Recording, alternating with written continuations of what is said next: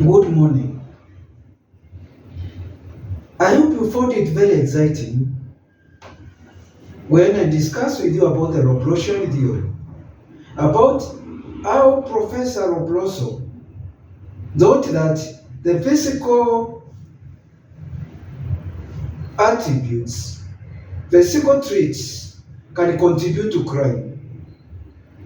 Today, I would like to look at the role of ecology in crime commission. Ecology.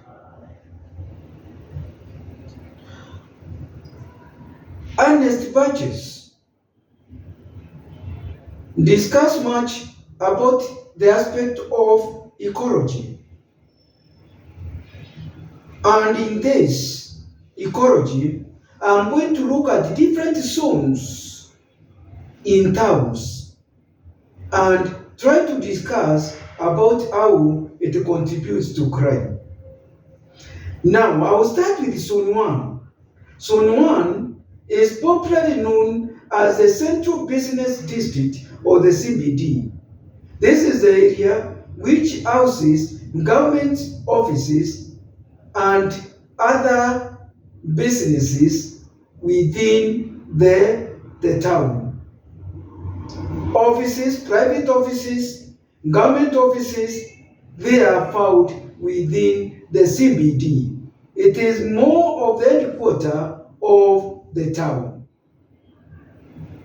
It's a very busy place. So Zone 1 is busy and is more referred to as the loop. So now, after Zone 1, we get to Zone 2.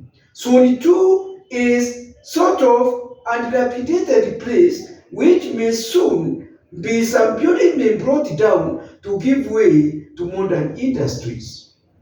And in places like Nairobi, which I'm going to use it as for you to understand better, is the area we call the industrial area. This is where we have got so many industries around there. So next to the CBD, or next to the loop, is the industrial area. And this is where most of the industries, there are a lot of activities which are taking place within the industrial area. And now that is the Zone 1.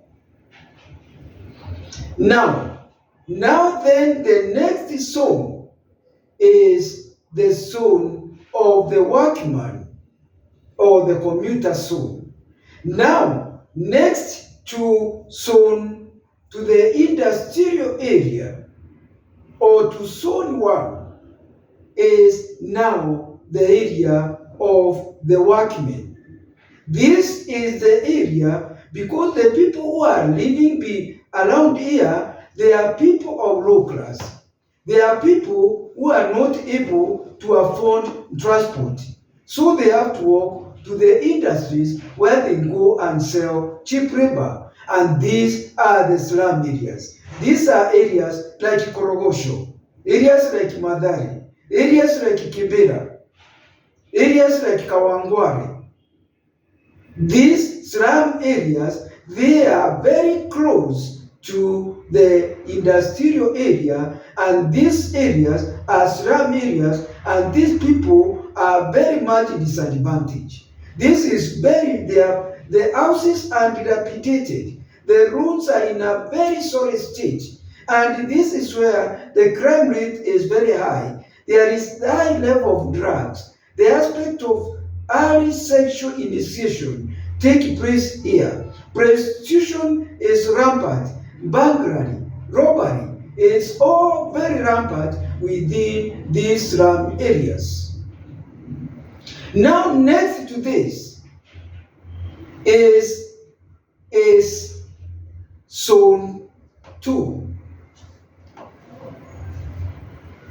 Zone 3, rather, is Zone 3. Or rather, Zone 4. Let's say Zone 4. Now, in this zone, is the middle class estates. Now with this, now next to these slums, it's very interesting because you find that these slums, now like when you go to Nairobi, Buruburu is next to City Cotton. You find Muthaiga is next to Mathare. You have Kawangware and Lavington and all that. So the middle class estates, these are the ones like Kimathi Estate, Buruburu, Ndono, South Sea, Langata, Uruma. These are the middle class estates. Then now, we have got now zone, the high class zone for high class. If, for example, in Nairobi, you get the Runda, you get the Muthaiga, the Lavington, which has now been overtaken, they have become a dilapidated place. Karen, Rosary, Mempri, if you just go in the outskirts of Nairobi, there are areas of high class, and in these high class places, you rarely get public transport. These are the affluent, the who is who live in these places. There are places which are heavily guarded, and the social amenities are provided. There is water, the roads are tarmacked. They are at a higher level compared with the middle class.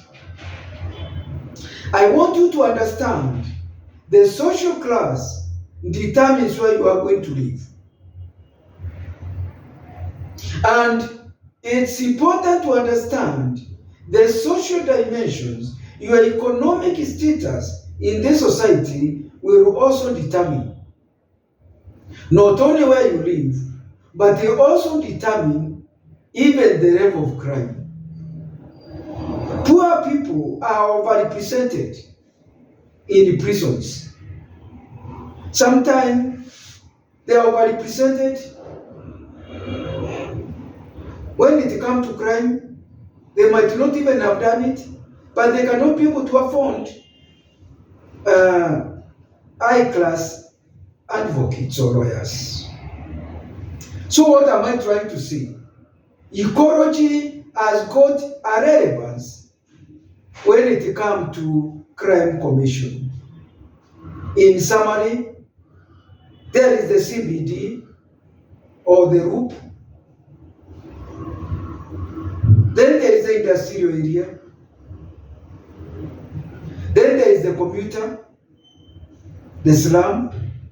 Then there is the middle class, and there is the high class. These ecological zones, they play a very important part, and any student of criminology should be concerned about the aspect of ecology and the relationship to crime. And any government should be concerned about the commuter zone, the slum area, so that you try to upgrade this area so that you reduce the crime commission. It's a risky place. And so it's a place which any government should really be concerned. And I would also like to mention that if you use this ecological zone, which was propounded by Ernest Burgess, it can be used, you can use that prototype of Nairobi to understand even your area.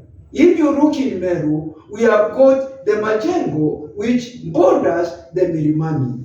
If you go to Embu, there is the Shauriako bordering the Blue Valley.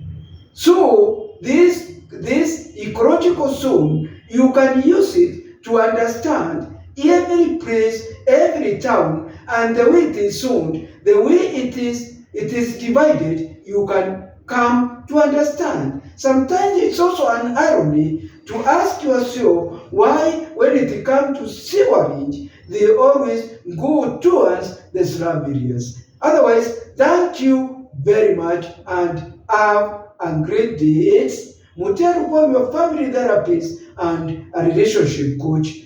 welcome, and I would encourage you, for those who have not subscribed to A Moment with Rokwago, I would encourage you to do so. Otherwise, thank you very much. I value you.